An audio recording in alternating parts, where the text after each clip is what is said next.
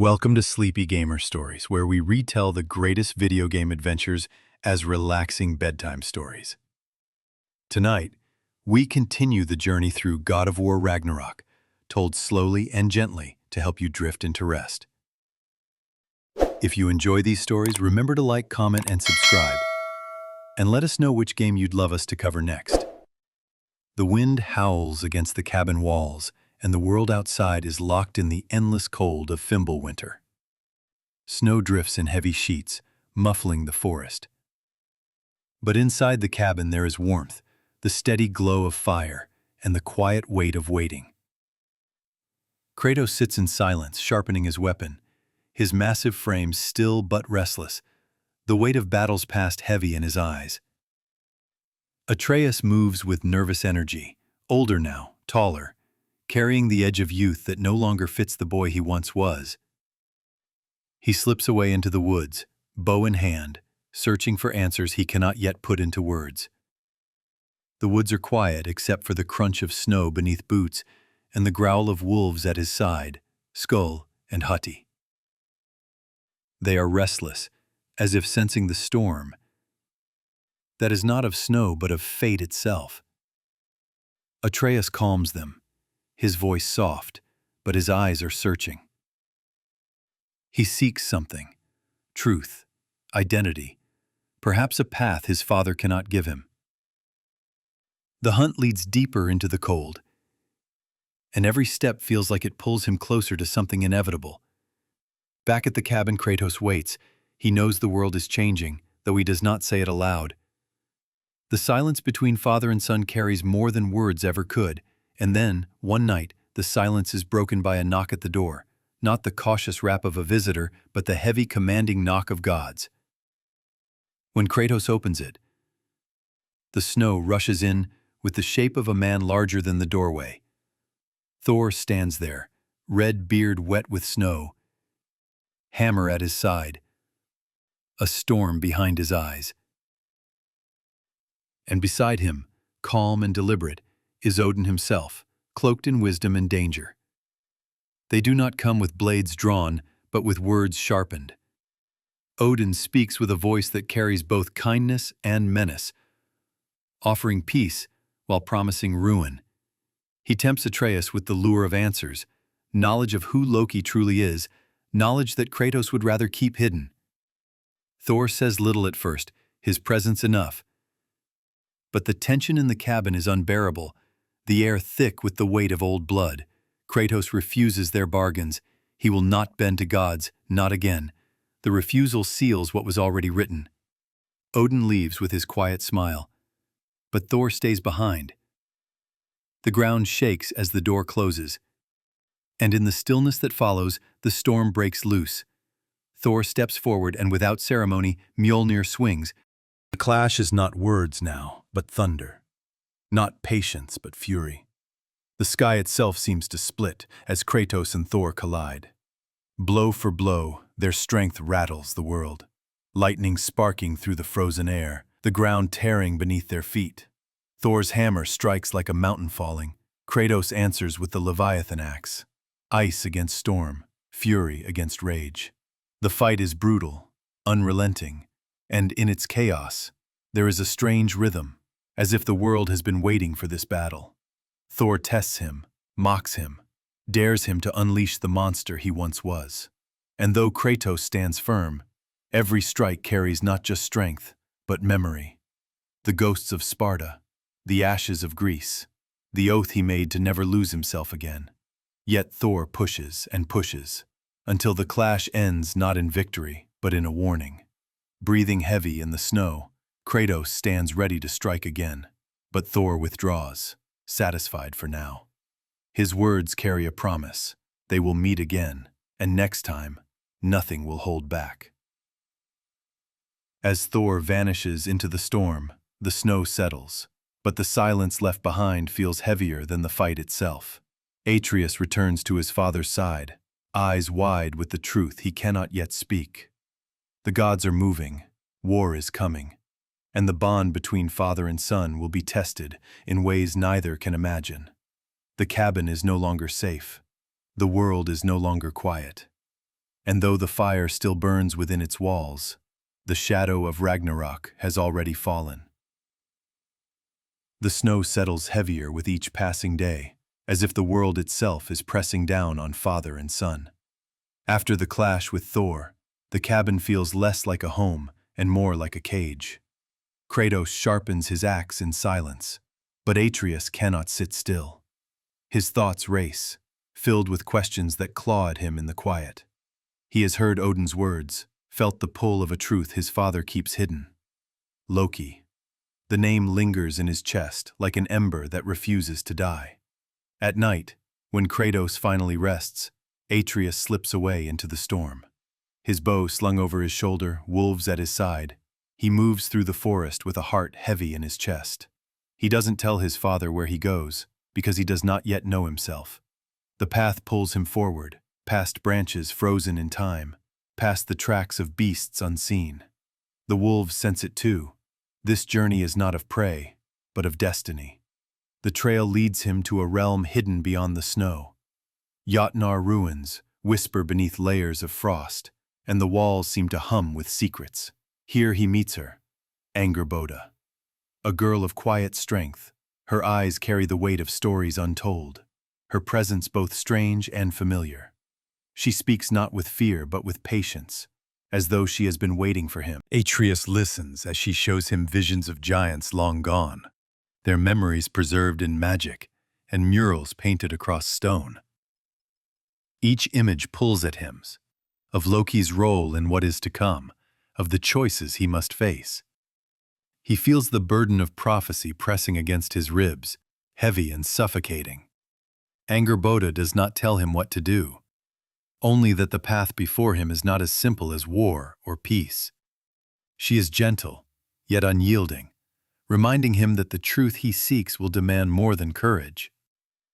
They walk together, wolves pacing at their side, and in her company, Atreus finds something unfamiliar, understanding. She speaks of her people, of loneliness, of the way fate traps even the strongest. She shows him a mural that shakes him to his core, one where Kratos falls and Atreus stands alone. His chest tightens, hands trembling as he looks away, refusing to believe what his eyes see. Meanwhile, far from the ruins, Kratos feels the absence of his son.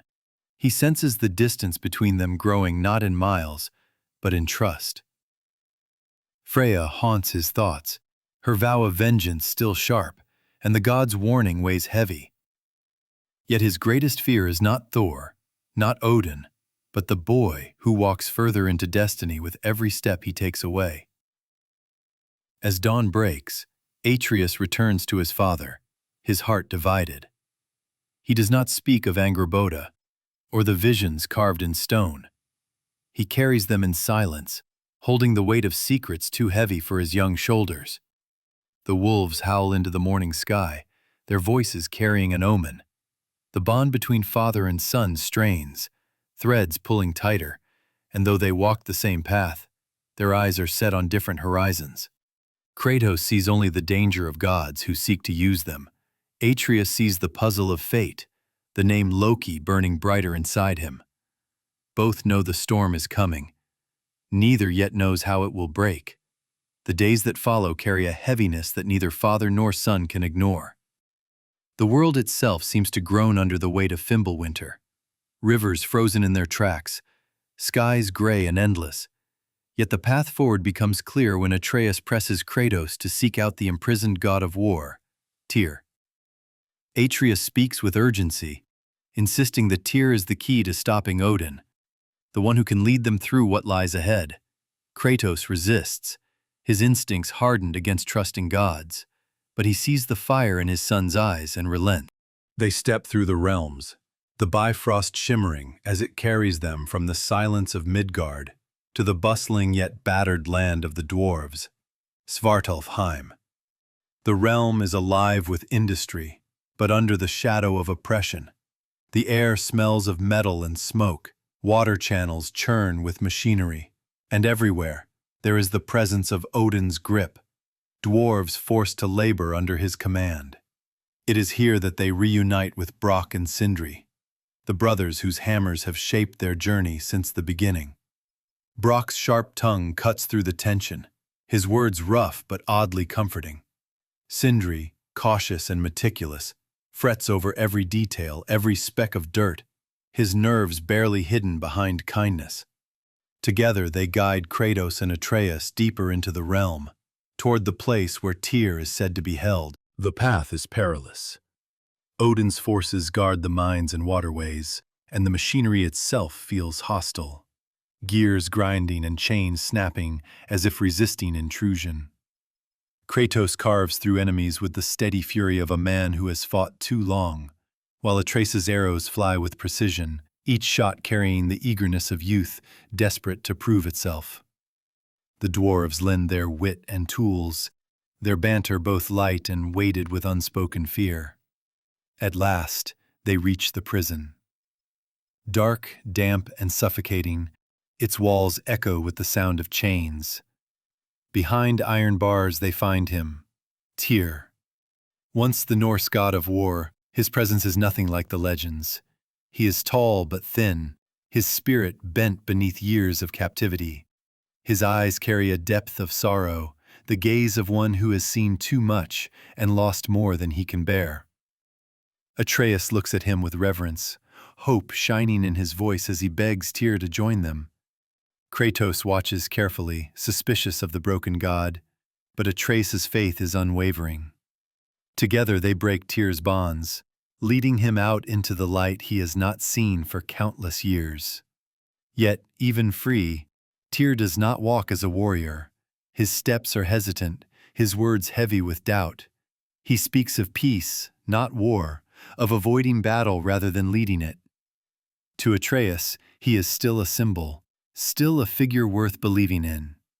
To Kratos, he is a reminder that gods are flawed, that legends crumble when touched by reality. They return to Sindri's home, the safe haven that shimmers with enchantments, filled with warmth, tools, and the brothers' constant chatter. For a brief moment, it feels like sanctuary.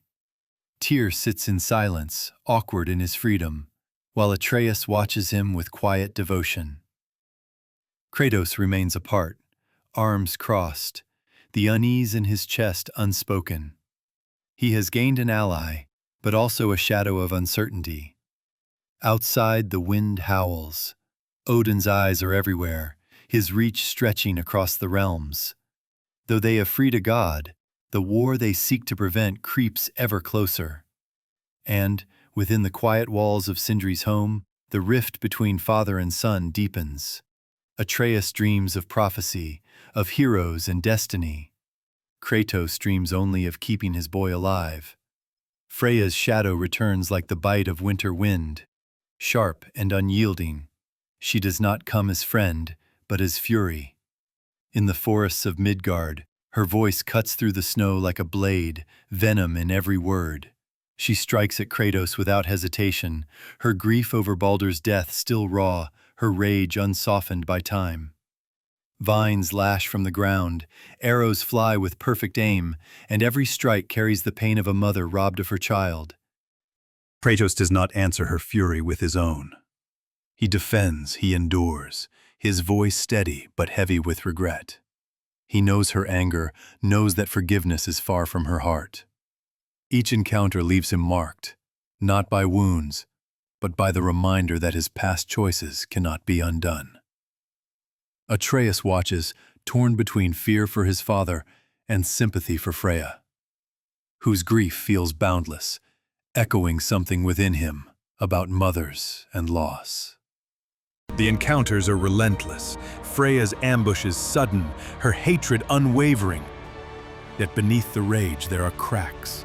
Her voice falters when she sees Atreus, when she hears the boy's pleas for peace. She sees in him the innocence she lost, the youth Baldur once carried, before it was stolen by fate. Though she raises her blade, her strikes are never quite enough to end them. It is not until the path carries Kratos and Atreus deeper into Vanaheim, Freya's home realm, that the tide begins to shift. The land is lush yet scarred, a place once alive with beauty now strangled by Odin's influence. Here among the remnants of her people, Freya's pain deepens, her anger sharpened by memories of what was stolen. But it is also here that Atreus's words begin to find root. In a moment between battles, Atreus speaks to her not as a warrior, but as a child who understands loss. His voice is steady, though his eyes are uncertain. He does not excuse his father, but he asks her to see the man Kratos has become, not only the one who killed her son. The request does not heal her, not yet, but it plants something fragile within her, doubt in her hatred, a small flicker of recognition. Kratos offers no apology, for he knows words cannot mend what he broke. Instead, he offers action, standing beside her as Odin's forces encroach on Vanaheim. Together they fight, not as friends, but as reluctant allies bound by necessity. The clash of steel and magic against Odin's soldiers is fierce, and in battle, Freya glimpses the truth. Kratos does not fight for conquest. He fights for survival, for his son, for something more than the cycle of bloodshed. When the dust settles, she does not thank him, but she does not strike him either.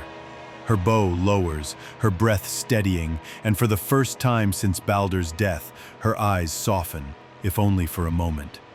Hatred remains, but it is tempered now by something new, understanding.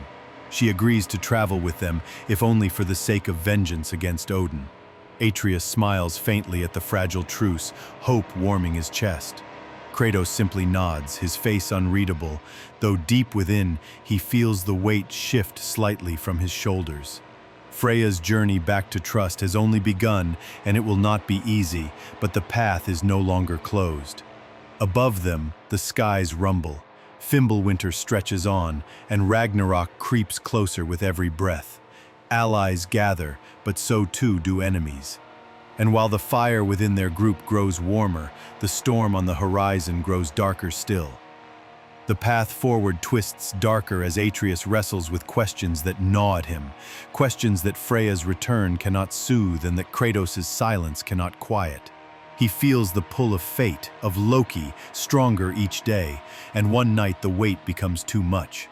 Against his father's wishes, Atreus slips away, desperate to shape his own destiny rather than wait for it to crush him.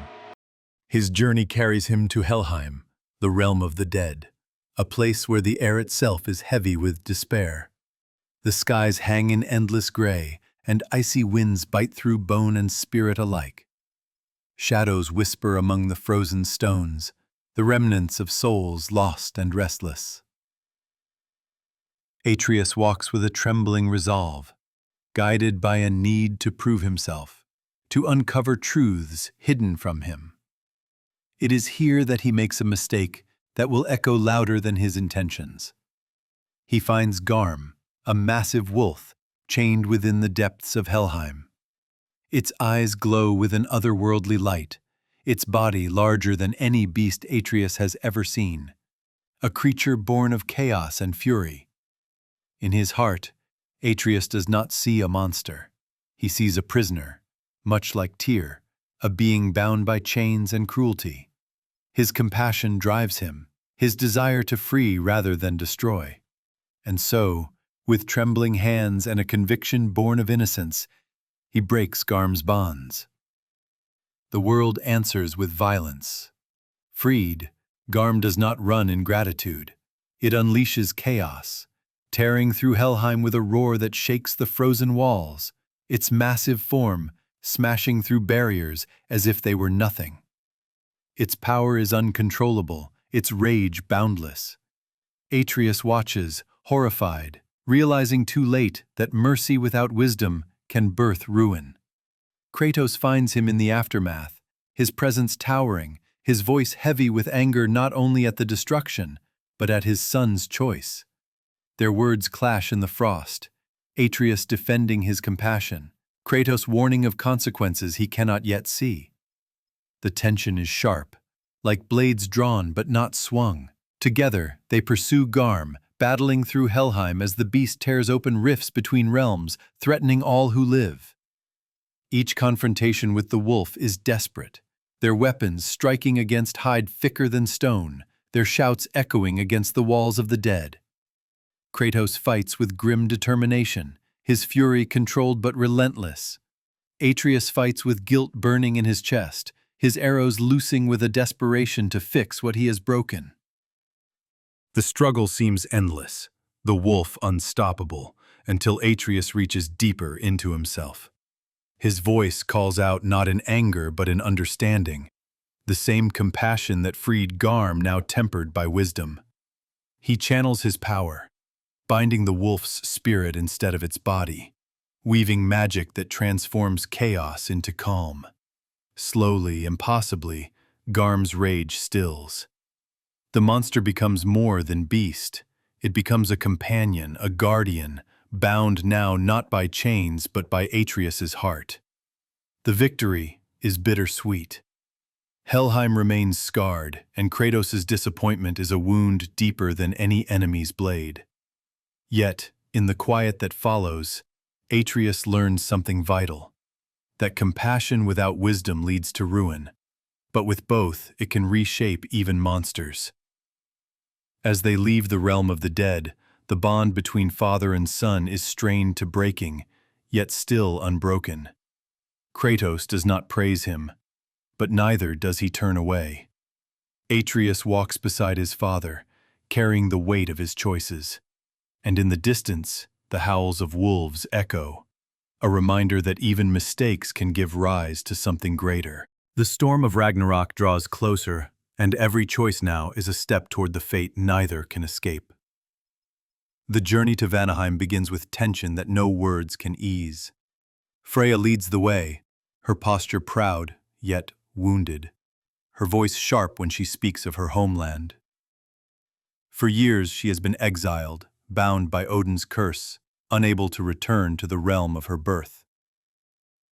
Now, with Kratos and Atreus at her side, she walks back into the wild beauty of Vanaheim, and the air itself seems to tremble with her emotions. The realm is alive with green despite Fimbulwinter, its rivers weaving through dense jungles, its skies covered with endless canopies of leaves. But the beauty is scarred.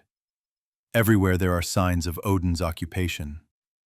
Burned outposts, enslaved beasts, soldiers who watch the land like vultures. Freya's people suffer under the weight of war, their spirits fractured. Atreus marvels at the realm's splendor, his eyes wide at every glowing flower, every creature that moves through the shadows. Kratos, ever watchful, senses the danger lurking within the beauty, his hand never far from his axe. For him, the realm is not wonder, but battlefield, every step a calculation. Freya's reunion with her brother, Freyr, is heavy with emotion. He greets her with joy that softens quickly into sorrow, for the years of her absence have weighed heavily on him. The Vanir resistance struggles to survive against Odin's armies, and Freyr bears the burden of leadership. Their embrace is brief, their words layered with love and regret. For Atreus, the moment is proof that bonds can endure even when broken. For Kratos, it is another reminder of what loss steals from those who live long enough to feel its sting. The battles in Vanaheim are fierce and unrelenting.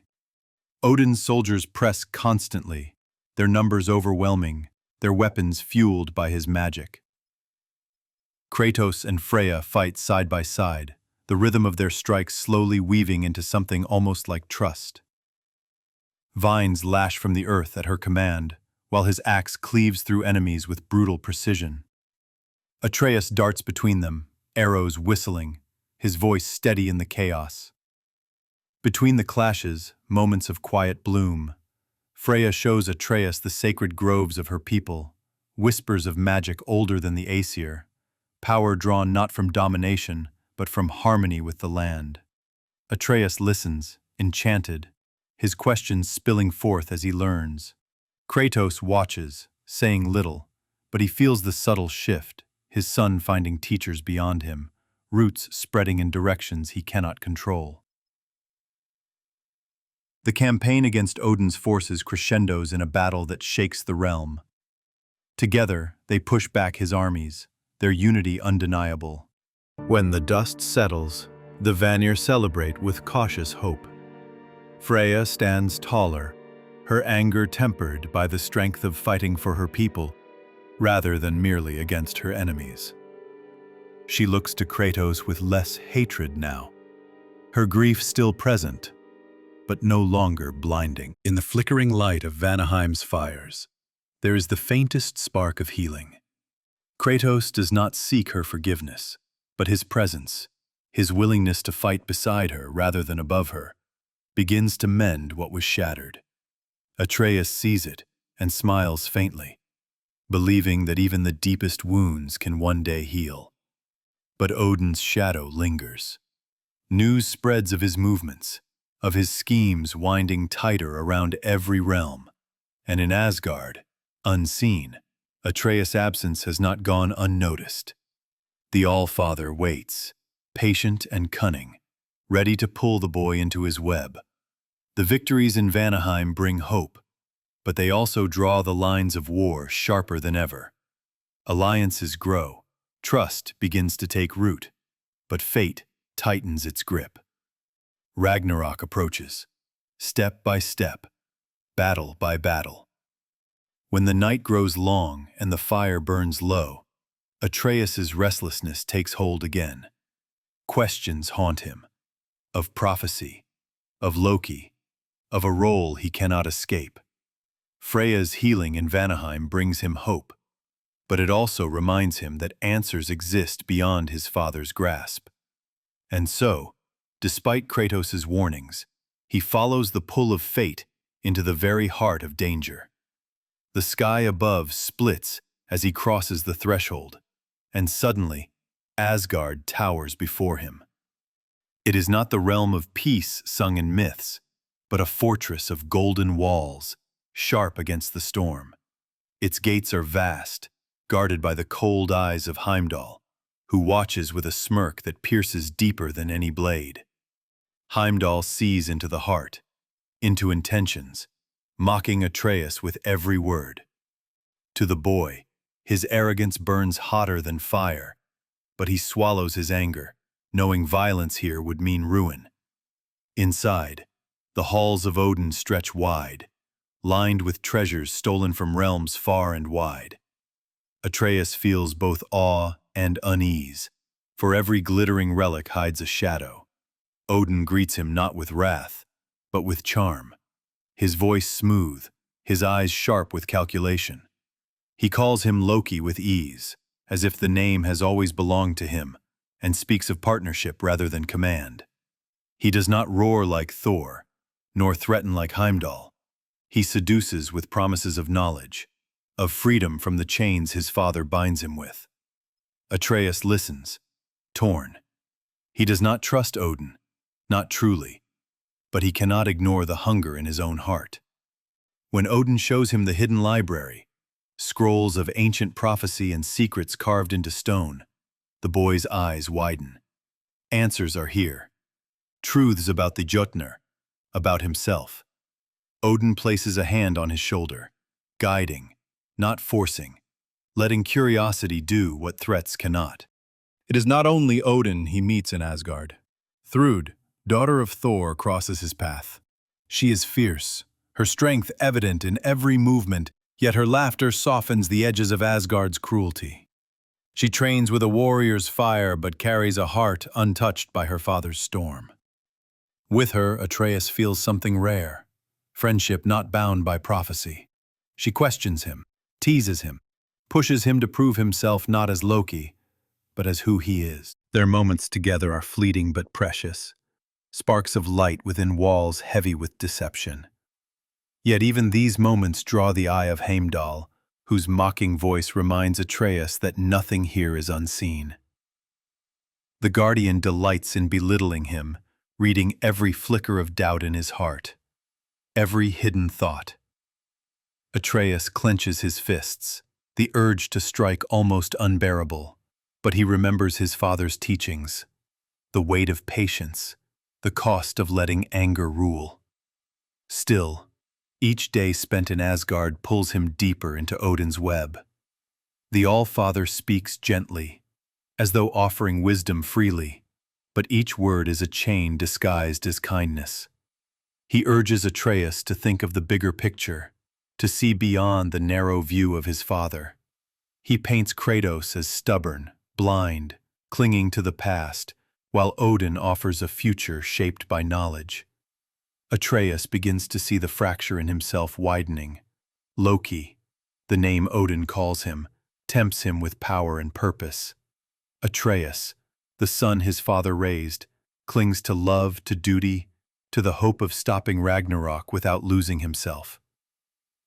As the golden walls of Asgard close around him, Atreus feels both closer to answers and farther from home. Thrud's laughter lingers in his ears, Heimdall's taunts in his chest, Odin's promises in his mind. The path he has chosen carries him deeper into fate's design, and the cost of each step grows heavier. In Midgard, Kratos waits, his heart restless, his instincts screaming that the boy walks a road paved by lies.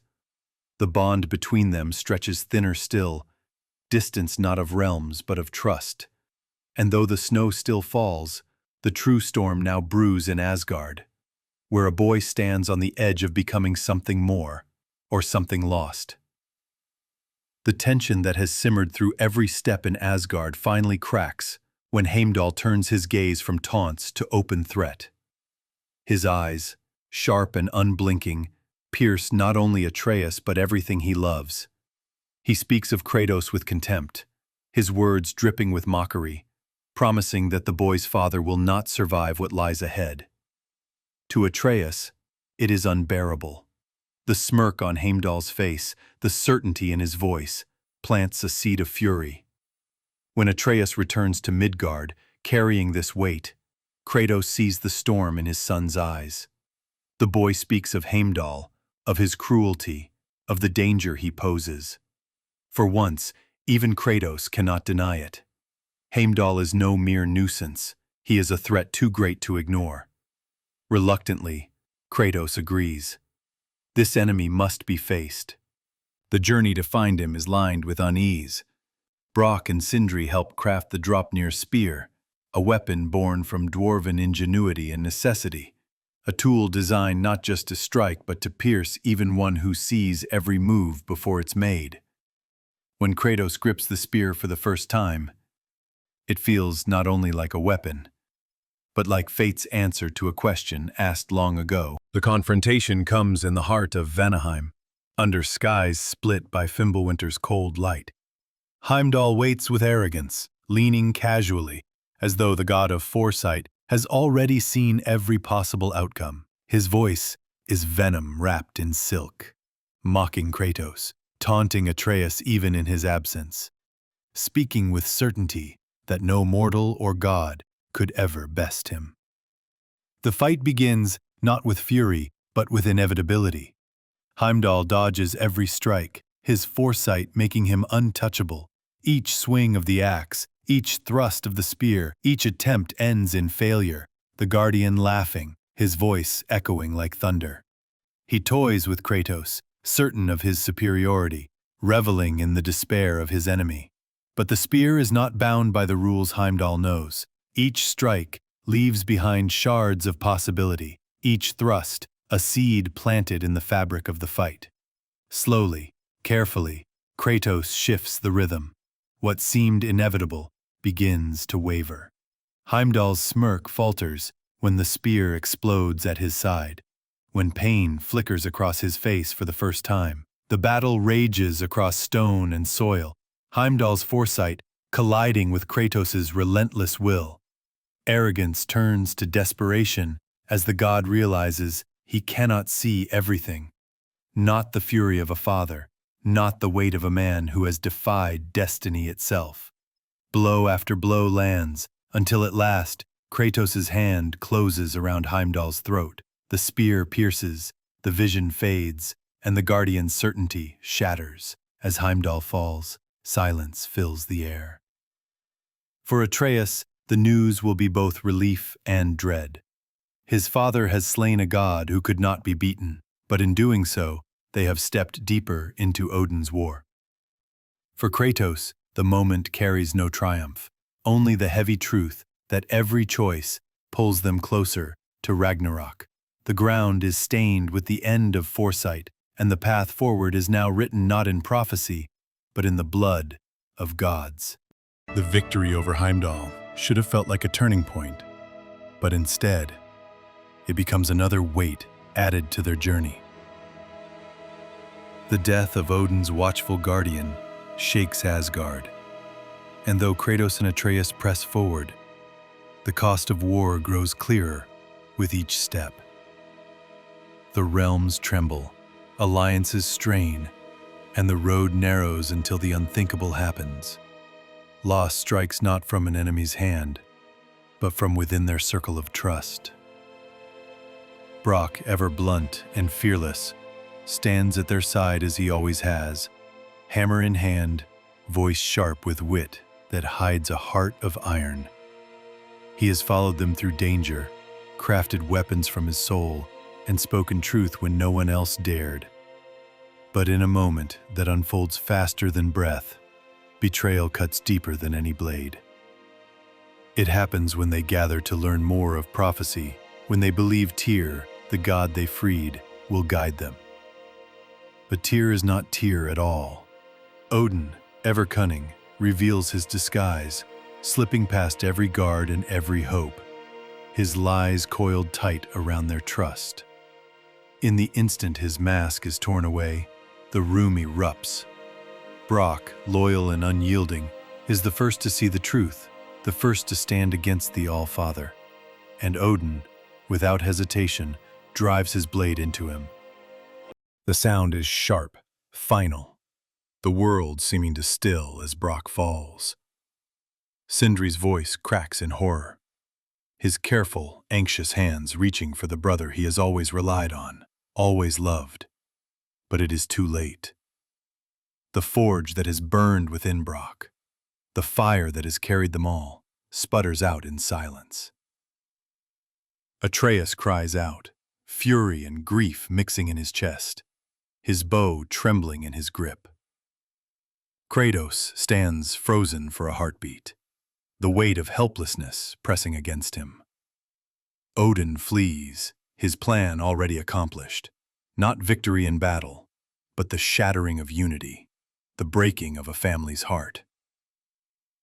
Sindri does not scream. He does not rage. He withdraws into a silence colder than the frost outside, his eyes hard, his grief unshielded yet sharp enough to cut. He pulls away from everyone, even Atreus, whose voice begs him to stay, whose words plead for forgiveness. But Sindri's sorrow turns inward, and his grief hardens into something no apology can reach. Brock's absence lingers in every step, every silence. The forge feels colder, the air emptier, the warmth of dwarven banter gone. For Kratos, it is another reminder that war spares no one, that even the strongest bonds can be severed without warning. For Atreus, it is the lesson that trust, once broken, leaves scars that never heal the same. Sindri walks away into the shadows of his own sorrow, leaving behind the group that once felt like family. And though Kratos and Atreus continue forward, though the call of Ragnarok grows louder, the hole left by Brock cannot be filled. The cost of this war is no longer distant. It is here, carved into their hearts. And from this moment on, every step they take will be under the shadow of his loss. The air grows heavy as the days march closer to war. Every realm feels the pressure of Ragnarok looming, the storm gathering not only in the skies, but in the hearts of all who still resist Odin. Kratos and Atreus move between allies, each visit a thread weaving a fragile tapestry of unity. The dwarves, though shattered by Brock's death, contribute what they can. The Vanir, led by Freya and Freyr, prepare their warriors. Even creatures once bound in fear begin to stir with purpose. Sindri, though, does not return. His absence hangs over every meeting, his silence louder than words. Atreus tries not to think of it, but the guilt gnaws at him. He blames himself for trusting Odin, for not seeing the disguise, for the crack that allowed this tragedy. Kratos notices, though he does not speak it aloud, guiding his son with silence that is heavy but steady, letting the boy walk the path of grief in his own. In the midst of sorrow, there are moments of light. Freya stands beside Kratos not as an enemy but as an equal, her bow ready, her spirit mending with each shared battle plan. Atreus spends time with Angrboda again, her quiet wisdom grounding him when the weight of prophecy feels too sharp. She does not tell him what to do, only reminds him that choices, even in the face of destiny, are still his own. Preparation becomes ritual. Weapons are sharpened, armor reforged, strategies whispered late into the night. Kratos feels the weight of leadership pressing upon him, a mantle he has always resisted. Yet he finds himself giving orders, shaping the plan, guiding not only his son but entire realms toward the storm to come. The warrior who once sought only to survive now stands as something more, a leader who must bear the cost of others' lives. Atreus struggles with his duality, torn between the boy who is still a son and the figure Loki, whom prophecy demands.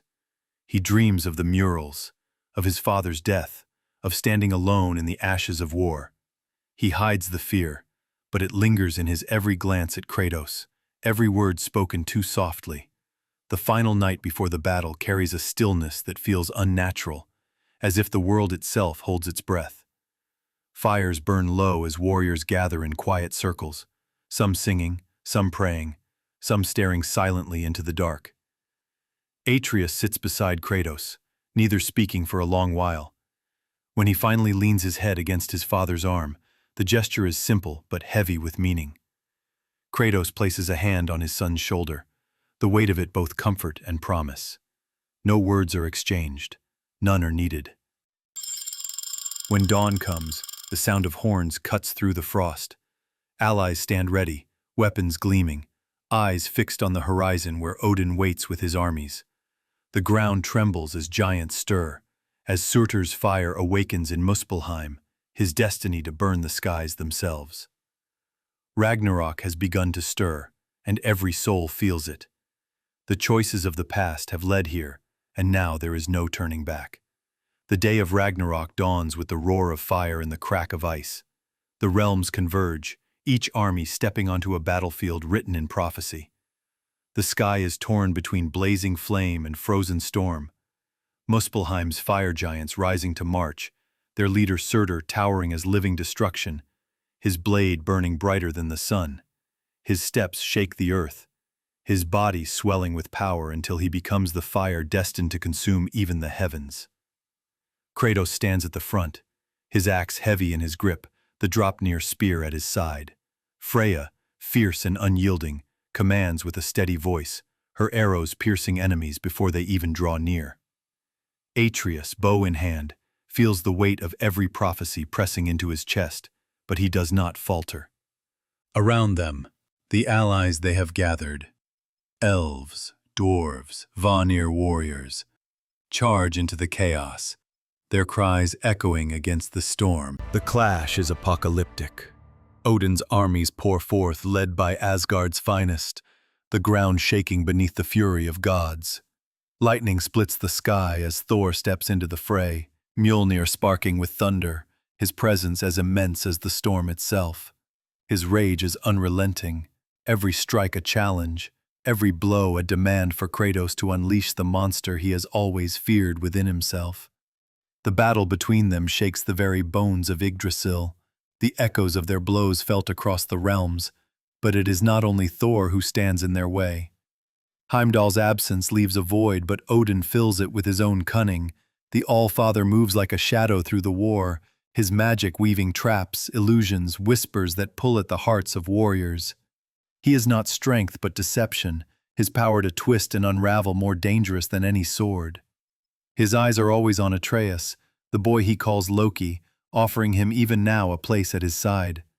Atreus fights not just with arrows but with words, rejecting Odin's call, standing firm beside his father.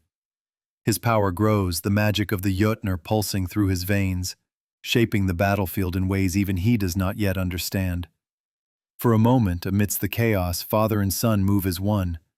Kratos striking with fury, Atreus guiding with foresight, their bond a weapon stronger than any prophecy, and yet the cost is immense. Flames rise higher as Surtur embraces his destiny, his body merging with Muspelheim's fire until he becomes Ragnarok itself, a giant of flame and fury that will end not just Asgard but everything. The sky splits as he swings his burning sword, and even the gods tremble at the sight. In the heart of this chaos, Kratos and Atreus face Odin at last. The All-Father speaks with calm even as the world crumbles, his voice smooth, his eyes sharp. He promises knowledge, freedom from fate, everything they have ever desired, but only if they abandon their path. Kratos' answer is not words but steel, his axe cleaving through illusion and lie alike. The battle that follows is not just against Odin's power but against his very nature, his tricks, his schemes, his endless hunger to control. Blow after blow lands, each strike peeling away his confidence until the All-Father falters.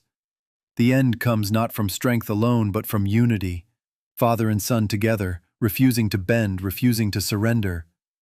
When Odin falls, the silence that follows feels unreal, as though the world itself hesitates.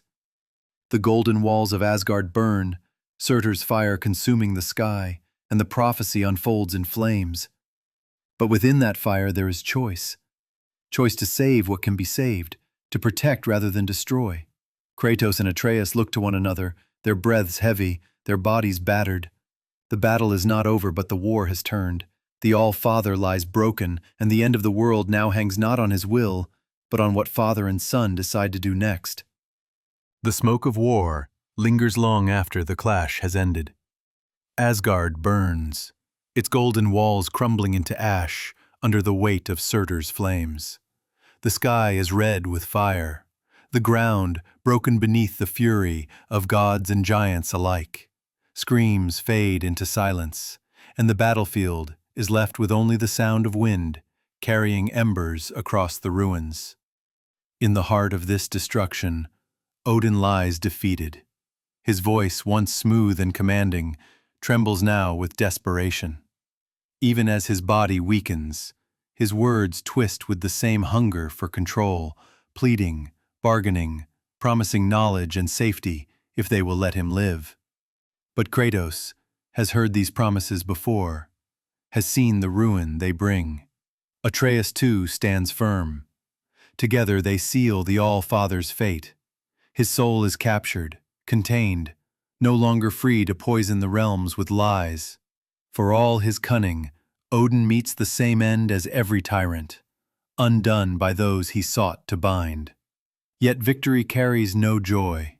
The price of Ragnarok is written in every broken stone, every ally lost. Surtur's body of fire towers still, his presence a storm of destruction that cannot be tamed. But the realms united endure. Freya and her people fight to hold what remains, the Vanir rallying to rebuild, even as their homeland smolders. The dwarves mourn Brok, their grief deep, while Sindri remains absent, his silence a wound that no triumph can heal. Amid the ashes, father and son stand together, breathing heavy, eyes on one another. Kratos, who once lived only as a weapon, looks at the boy and sees not prophecy, not Loki, but his son. And Atreus, who once searched for a name to define him, realizes he must now step into his own path. The farewell comes quietly, without ceremony.